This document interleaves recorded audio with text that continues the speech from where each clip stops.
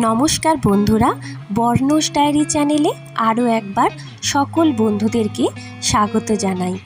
আশা করি আপনারা সকলেই খুব ভালো আছেন, সুস্থ আছেন। এছাড়া প্রত্যেকেই এই গরমে নিজেদেরকে ভালো রাখতে, সুস্থ রাখতে, পেট ঠান্ডা রাখতে নানা রকমের শরবত বানিয়ে থাকেন।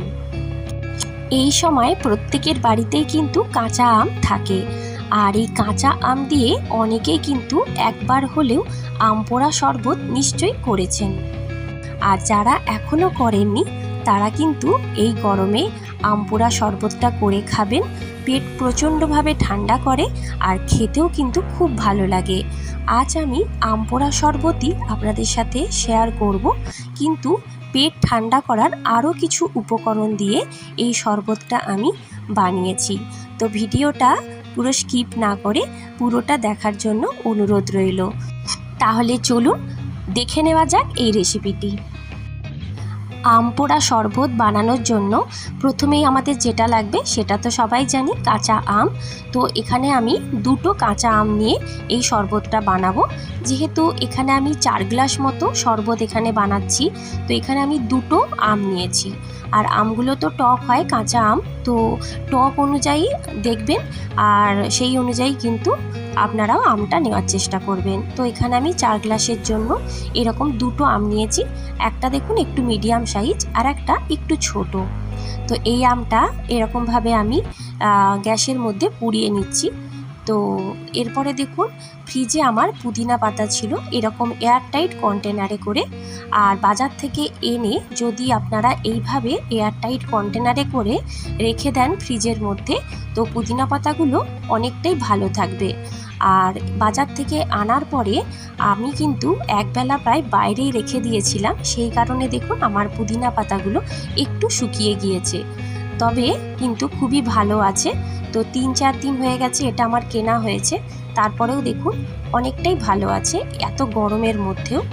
তো এইভাবে আমগুলো আমি একদিকে পোড়াতে বসিয়েছি, আর একদিকে দেখুন এখান থেকে আমি পুদিনা পাতাগুলোকে খুব ভালোভাবে এই ডাল থেকে একটা একটা করে বেছে নিচ্ছি। আর যেগুলো পোকা পাতা সেগুলোকে অবশ্যই ফেলে দেব, আর ভালো পাতাগুলো এইভাবে আমি কুটে কুটে নিয়ে নিচ্ছি। তো পুদিনা পাতা এই গরমে কিন্তু পেট ঠান্ডা রাখতে আমরা সবাই জানি খুব ভালো সাহায্য করে, আর পুদিনা পাতার ফ্লেভারটাও কিন্তু খুব ভালো লাগে। তো এই কারণে দেখুন আম পোড়া শরবতের মধ্যে মেন যেটা উপকরণ সেটা হচ্ছে পুদিনা পাতা। এইভাবে পাতাগুলো ছাড়াচ্ছি আর একদিকে আমগুলো উল্টে পাল্টে এইভাবে পুড়িয়ে নিচ্ছি। তো দেখুন এরকমভাবে আমগুলো কিন্তু সবুজ আম, এরকম প্রায় হলদেটে কালারও হবে আর গাটা পুড়ে পুড়েও আসবে, অর্থাৎ আমগুলো কিন্তু বেশ নরম হয়ে যাবে। এইভাবে আমি এরকমভাবে দুটো পুড়িয়ে নিচ্ছি আর এদিকে কিন্তু পুদিনা পাতাগুলো ছাড়াচ্ছি। তো দেখুন এইভাবে আমি সমস্ত পুদিনা পাতাগুলোকে খুব ভালোভাবে বেছে নেব, কারণ পোকা থাকে, আপনারাও খুব ভালোভাবে পাতাগুলোকে বেছে নেবেন। তো দেখুন আমার সমস্ত পাতা এখানে ছাড়ানো হয়ে গেছে। আর এদিকে দেখুন আমার আমগুলো কিন্তু একদম খুব ভালোভাবে পুড়ে গেছে। তো প্রথমে কিন্তু আমি আঁচটাকে মিডিয়াম রেখেই এগুলোকে টাইম নিয়ে পোড়াচ্ছিলাম, তারপরে আঁচটা একটু বাড়িয়ে দিয়ে গ্যাসের ফ্লেমটাকে একটু বাড়িয়ে দিয়ে এই আমের গাগুলোকে একটু পুড়িয়ে নিয়েছি। এরপরে দেখুন গ্যাসটাকে অফ করে দিলাম। আর এটা এখন প্রচণ্ডই গরম থাকে, এটা যদি আধ ঘন্টা রেখে দিতে পারেন খুবই ভালো, আম ঠান্ডা হয়ে গেলে ছাড়ানো উচিত। তো এদিকে দেখুন আমার পুদিনা পাতাগুলো ধুয়ে নিয়েছি, আর খুব ভালো করে জল পাল্টে পাল্টে কিন্তু পুদিনা পাতাগুলো আমি ধুয়ে নিয়েছি। আর আমটাও কিন্তু আধ ঘন্টা মতো পরেই আমি ছাড়াবো, কারণ খুবই গরম থাকে, তাই হাতের মধ্যে লেগে যেতেও পারে। তো একটু ওয়েট করে নেবেন, ঠান্ডা হলেই ছাড়ানো ভালো। তো এরপরে দেখুন একটা তড়কা প্যান বসিয়ে এর মধ্যে আমি বেশ কিছু গোটা জিরে দিয়ে দিলাম। তো এই জিরেটা অবশ্যই বলে থাকি, কারণ এটা কিন্তু আমার 4 গ্লাস যে শরবত আমি বানাবো সেই শরবতের মাপের কিন্তু নয়, এখানে আমি অনেকটাই বেশি পরিমাণে জিরেটাকে একটু রোস্ট করে নিচ্ছি। তো দেখুন এরকম শুকনো খোলার মধ্যে জিরেটাকে অনবরত নাড়াচাড়া করে আমি একটুখানি ভেজে নেব। তো অবশ্যই এরকম অনবরত নাড়াতে হবে, না হলে পুড়ে যেতে পারে।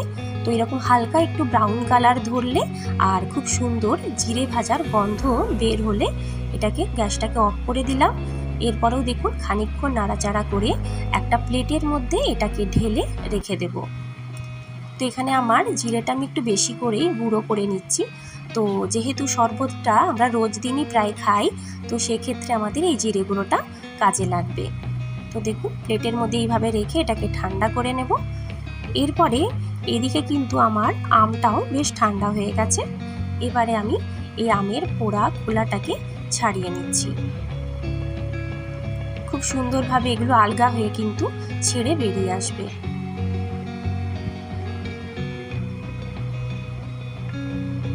তো দেখুন এইভাবে আমি আম পোড়া শরবতটা করে থাকি। আপনারা কিভাবে এই শরবতটাকে বানান অবশ্যই কিন্তু কমেন্ট করে জানাবেন। আরও একটি উপকরণ আছে যেটা আমাদের পেট ঠান্ডা রাখতে খুবই সাহায্য করে, সেটাও এর মধ্যে আমি অ্যাড করব। অবশ্যই ভিডিওটা পুরো দেখুন, আশা করি সত্যি খুব ভালো লাগবে। আর এই শরবতটা খেতেও কিন্তু খুব ভালো লাগবে, আর একবার খেয়ে দেখবেন তাহলেই বুঝতে পারবেন। তো দেখুন এইভাবে আমার কিন্তু দুটো আমি ছাড়ানো হয়ে গেল। আর গায়ে একটু একটু যে পোড়া অংশগুলো লেগে আছে সেগুলো হালকা একটু জল দিয়ে আলতোভাবে আমি ওই পোড়া অংশগুলোকে একটু ছাড়িয়ে নেব। কারণ শরবতের মধ্যে যদি ওই পোড়া অংশগুলো থাকে, ভেসে ওঠে, একটু দেখতে খারাপ লাগবে। সেই কারণে এরকম আলগাভাবে এটাকে একটু ধুয়ে নিচ্ছি। তো দেখুন এইভাবে পোড়া অংশগুলো ধুয়ে নিলাম আর এই জলটা আমি ফেলে দিচ্ছি। এরপরে আমের পাল্পটাকে এরকমভাবে বের করে নিতে হবে। তো এখানে আমি কিন্তু হাত দিয়ে খুব ভালোভাবে চটকেই এই কাজটা করছি। তো আপনাদের যেভাবে সুবিধা হবে আপনারা করতে পারেন। তো আমার মনে হয় এটা হাত দিয়ে করলে খুব ভালোভাবে বেরিয়ে যায় আর একটুও নষ্ট হয় না। তো দেখুন এইভাবে দুটো আমের পাল্প বের করে নিলাম। আর এইদিকে জিরে গুঁড়োটাও এই জিরেটাও আমার ঠান্ডা হয়ে গিয়েছে। এটাকে একটুখানি শিলে আমি বেটে নেব। এই ভাজা জিরের গন্ধটা কিন্তু বেশ ভালো লাগে। যে কোনো খাবারেই কিন্তু চটজলদি একটু দিয়ে দিলে ওপর থেকে বেশ খেতে সুন্দর লাগে।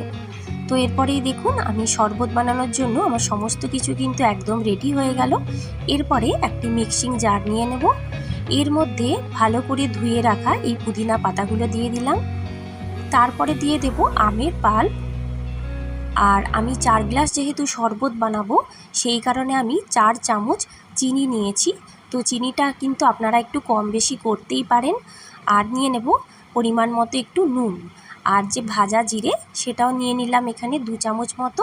আর নিচ্ছি পেট ঠান্ডা করে পানমৌরি, সেটা কিন্তু এখানে 2 চামচ মতো দিয়ে দিলাম। আর একটু জল দিয়ে খুব ভালোভাবে এটা ব্লেন্ড করে নেব। তো দেখুন ঠিক এই রকমভাবে একটু সময় নিয়ে কিন্তু আমি 2-3 বার ধরে এটাকে ব্লেন্ড করেছি। কারণ একবারে যদি করতে যাই অনেকটাই কিন্তু মেশিন গরম হয়ে যায়, সেই কারণে 2 বার কি 3 বার একটু থেকে থেকে করলে খুব ভালোভাবে এটা পেস্ট হয়ে যাবে। এরপরে দেখুন এরকম বড় ছিদ্রযুক্ত একটি ছাঁকনি নিয়ে খুব ভালোভাবে এটাকে ছেঁকে নেব। কারণ পুদিনা পাতার গাছের সাথে যে ছোট ছোট ডাল বলুন বা পানমৌরি যে জিরের গুঁড়োগুলো শরবতের সময় যদি গলায় লাগে খেতে তাহলে ভালো লাগবে না, সেই কারণে এরকম করা হচ্ছে। তো আপনাদের যদি মনে হয় এটা আরও একবার পেস্ট করে আপনারা আরও একবার ছাঁকতে পারেন, না হলে এই পানমৌরি জিরের পেস্ট যে কোনো রান্নাতেও পাতলা ঝোলেও কিন্তু আপনারা এটা মিশিয়ে দিতে পারেন, খারাপ লাগবে না খেতে। তো দেখুন এইভাবে ঠিক আমি ছিবড়েগুলো বের করে নিচ্ছি। আর মিক্সি ধুয়ে আরও কিছুটা জল এখানে আমি অ্যাড করে এটা খুব ভালোভাবে ছেঁকে নিলাম। তো দেখুন এইভাবে 1 চামচ মতো আমার এখানে এরকম ছিবড়ে বেরিয়েছে। এরপরে কিন্তু এখানে আমি আমার 4 গ্লাস শরবতের জন্য সেই পরিমাণে জল অ্যাড করে দিচ্ছি। তো এখানে কিন্তু আমার শরবতটা একদমই রেডি হয়ে গেছে। এবারে সুন্দরভাবে গ্লাসে এটাকে সার্ভ করার পালা। তো দেখলেন তো পেট ঠান্ডার জন্য কত সুন্দরভাবে কিছু উপকরণ দিয়ে এই শরবতটা খুব সহজেই বানানো যায়। তো এরপরে দেখুন এই রকমভাবে কিছু আইস কিউব দিয়ে গ্লাসের মধ্যে শরবতটাকে আমি আস্তে আস্তে করে দিয়ে দিচ্ছি। আর সব সময় ঠান্ডা জল দিয়ে না খেয়ে এরকম আইস কিউব দিয়ে খেলে সেটা কিন্তু শরীরের জন্য খুব ভালো হয়। তো এইভাবে দেখুন 2টো গ্লাস আমার দেওয়া হয়ে গিয়েছে শরবতটা। আর এরপরে আরও 2টো গ্লাসে আমি দিয়ে দিচ্ছি। তো কালারটা হয়তো দেখতে খুব একটা ভালো না হলেও খেতে কিন্তু দুর্দান্ত হয়েছে। আর এটা অনেকটা কিন্তু মশলা কোল্ড ড্রিঙ্কসের মতো খেতে লাগে। তো আপনারা কিন্তু একবার বানিয়ে দেখবেন, তাহলেই বুঝতে পারবেন এই সমস্ত উপকরণ মিশিয়ে এই আম পোড়া শরবতটা কত সুন্দর খেতে লাগে। আর এত গরমে দুপুরবেলা বা ঘুম থেকে উঠে বিকেলবেলায় বসে বসে এরকম শরবত খেতে অসাধারণ লাগে। তো একবার কিন্তু এই পুদিনা, পানমৌরি, জিরে আর এই টক আম দিয়ে এই শরবতটা বানাবেন। পেটের জন্য তো খুবই ভালো, এই গরমে পেটটাকে খুব ঠান্ডা করে আর খেতেও খুব খুব ভালো হয়। আজকের এই শরবত রেসিপি যদি আপনাদের পছন্দ হয়ে থাকে তাহলে কিন্তু অবশ্যই একটা লাইক, শেয়ার ও কমেন্ট করে দেবেন। আর চ্যানেলটিও সাবস্ক্রাইব করবার অনুরোধ রইল। আজকে এই পর্যন্তই, আবার অন্য কোনো ভিডিও নিয়ে হাজির হব। ধন্যবাদ।